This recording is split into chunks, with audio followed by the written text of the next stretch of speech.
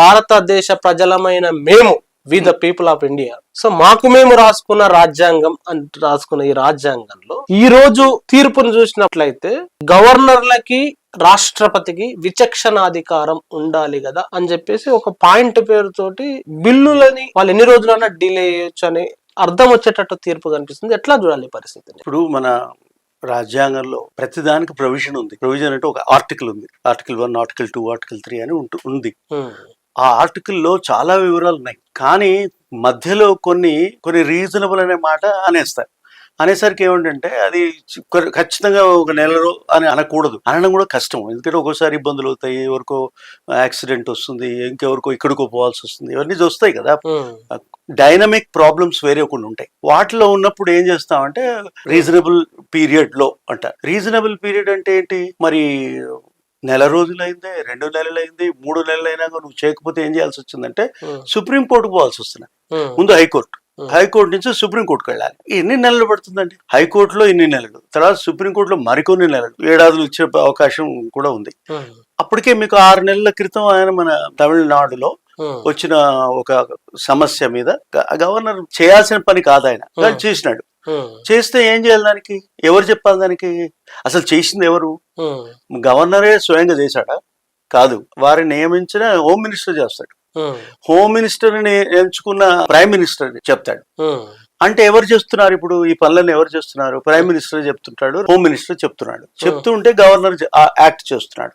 Governor వాడు చెప్పినట్టుగా వింటున్నాడు. ఎందుకు చెప్తున్నాడు అంటే అది బీజేపీ ప్రభుత్వం అయితే చెప్పినట్టు చేస్తాడు.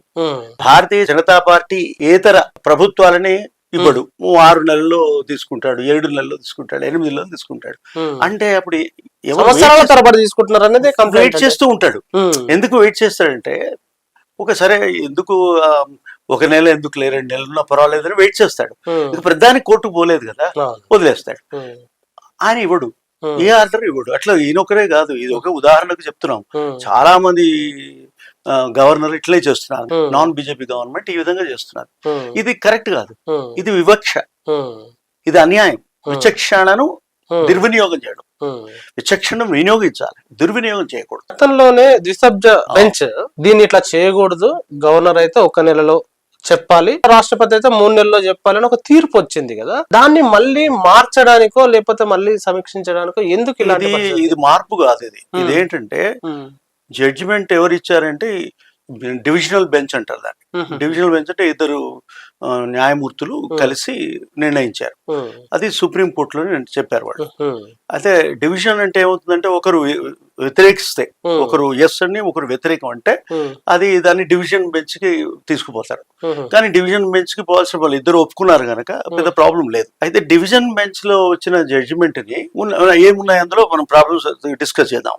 దాన్ని ఏం చేశారు, దాని ప్రకారం వ్యవహరించకుండా దాంట్లో ఏవో కొన్ని లోపాలు ఉన్నాయని అనుకుని దాన్ని సలహా కోసం వెళ్తాం. అడ్వైజరీ జూరిస్ప్రుడెన్స్ అంటారు దాన్ని.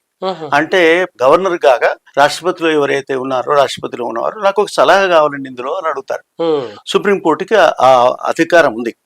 ఆ సుప్రీంకోర్టు అధికారం కింద 5గురు కలిసి ఒక బెంచ్ తయారు చేశారు. కాన్స్టిట్యూషనల్ బెంచ్ అంటారు దాన్ని. అంటే రాజ్యాంగ ధర్మాసనం, కాన్స్టిట్యూషనల్ బెంచ్. ఆ కాన్స్టిట్యూషనల్ బెంచ్ కి తీసుకొచ్చారు. తీసుకొస్తే ఇచ్చింది ఏమిటి? సలహా. అది కేవలం సలహా. సలహా కన్నా గొప్పది ఈ 2 జడ్జీల జడ్జిమెంట్. 2 జడ్జీల జడ్జిమెంట్ బలంగా ఉంటుంది. ఇది కేవలం సలహా. నాకు వద్దు అనొచ్చు, నేను తప్పకుండా ఫాలో చేస్తాను. బీజేపీ గవర్నమెంట్ ఏం చేస్తుంది, ఇది అంతకు వాళ్ళ అనుకూలమైన ప్రభుత్వం ఉంటే ఎస్ అంటాడు, అవును మేము టైం ఒప్పుకుంటానులేండి అని అంటాడు.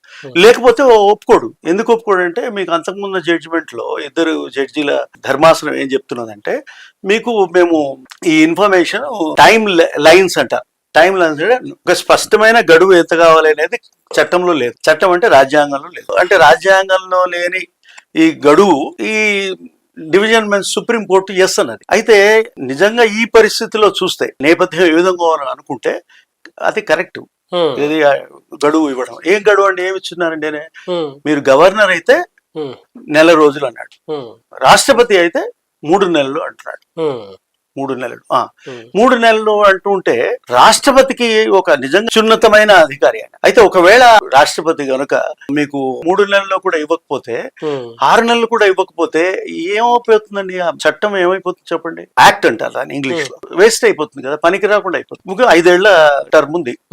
5వ టర్మ్ లో మొదటి 3 సంవత్సరాల్లో ఇట్లా జరిగింది. ఇదే జరిగింది, తమిళనాడులో జరిగింది. 3 సంవత్సరాలు చేసిన తర్వాత ఇప్పుడు ఇంకొక సంవత్సరం అయింది. ఇప్పుడు మళ్ళీ నువ్వేం చేసినావు? సలహా తీసుకున్నారు, సుప్రీంకోర్టు సలహా తీసుకున్నారు. అట్లా మేము గడువులు పెట్టడానికి వీల్లేదండి అన్నారు. కరెక్ట్, ఒక రకంగా కరెక్ట్. కానీ ఈ నేపథ్యంలో ఈ గడువు అనేది అవసరం అవుతుంది కదా. ప్రెసిడెంట్ కి గడువు ఇవ్వడం కరెక్ట్ కాదు అని అనుకుందాం. అనుకుంటే సలహా ఇచ్చారు. వాళ్ళు ఏమన్నారంటే 3 నెలలు ఇస్తే బాగుంటుంది అన్నది. సుప్రీంకోర్టు కూడా చాలా కరెక్ట్ గా మాట్లాడింది, చాలా కరెక్ట్ జడ్జిమెంట్ అది. కానీ దాన్ని ఏం చేశారు? ఇప్పుడు దానికి లేదు లేదు అట్లా మీరు ఖచ్చితంగా మీరు అట్లా ఇవ్వడానికి వీల్లేదు అన్నారు.